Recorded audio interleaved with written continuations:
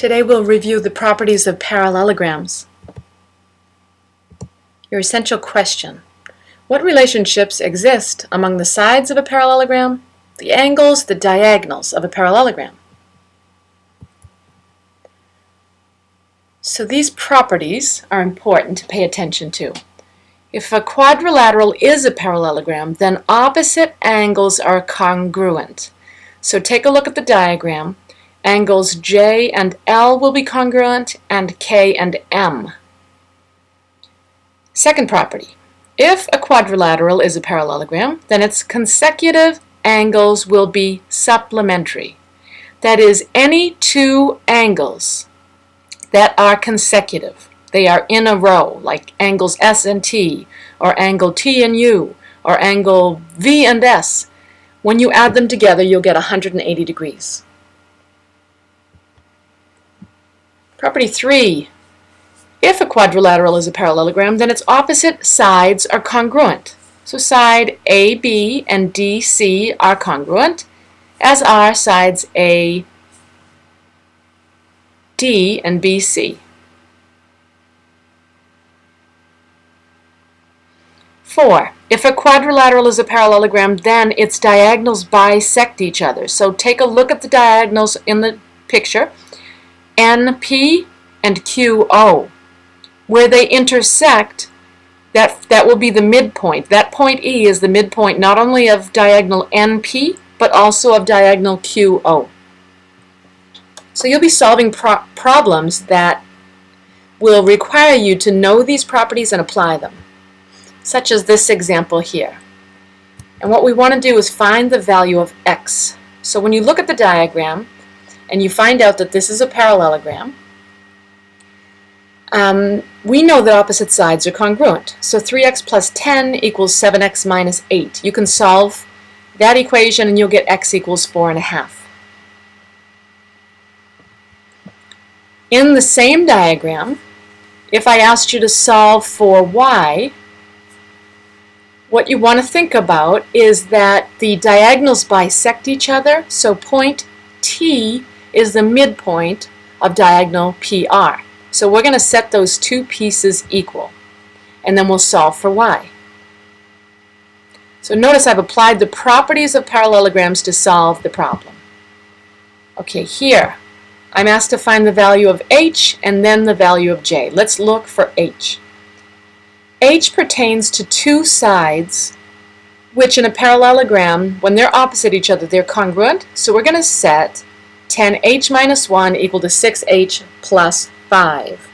And we get that h equals 3/2. And finding the value of j, similar to the previous example, that the point of intersection of the two diagonals is the midpoint of each diagonal. So we're going to set 3j minus 5 and 2j plus 2 equal, and we solve for j. Okay, here we're asked to show that t is equal to 10/7. Well, this diagram, this figure is certainly a parallelogram because we have two pairs of opposite sides that are parallel. So the property that we want to use is that opposite sides are congruent. So we're going to set 10t minus 8 equal to 3t plus 2. But notice we're substituting 10/7 for t. Now you just need to know how to deal with fractions here. And in order to clear these fractions, we'll multiply every term in this equation by 7. And we'll distribute that 7. And then we'll figure out the subtraction problem on the left and the addition on the right. Therefore, t does equal 10/7. In this problem on the coordinate plane, to show that this figure is a parallelogram, we could do that one of two ways. We could show that all of the sides are congruent, but I think it's easier to use slope in this case and to show that the two pairs of opposite sides are parallel.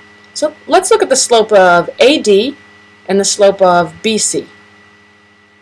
Rise over run, so the slope of both of those lines is 2.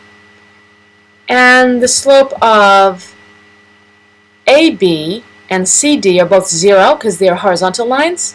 So therefore, this figure is a parallelogram. In this example, we're asked to find W and both angle measures. Do not fall for the trap of setting these two angles equal. They are not equal because they are consecutive angles. They are not opposite angles, okay? Just watch that. What we're going to do is we're going to add them together and set it equal to 180. We'll combine like terms, we'll isolate the variable, and we get W equals 6. So if W equals 6, then the angle on the left is going to be 84 degrees, and the angle on the right was going to be 16 times 6, I think. Now we're going to summarize. And to summarize, let's look at this figure right here. Tell me some things without a ruler, without a protractor, without a coordinate plane and some way to measure slope. Tell me something about this figure if ABCD is a parallelogram. Well, you would know that the opposite sides are equal, right? So BC, whatever that value is, it's got to be the same thing as AD. You will know that CD and BA are equal. Okay, so what else? What about slopes? We know that the slopes of opposite sides have to be equal, right? Because it's a parallelogram. What about angles? Opposite angles will have equal measure.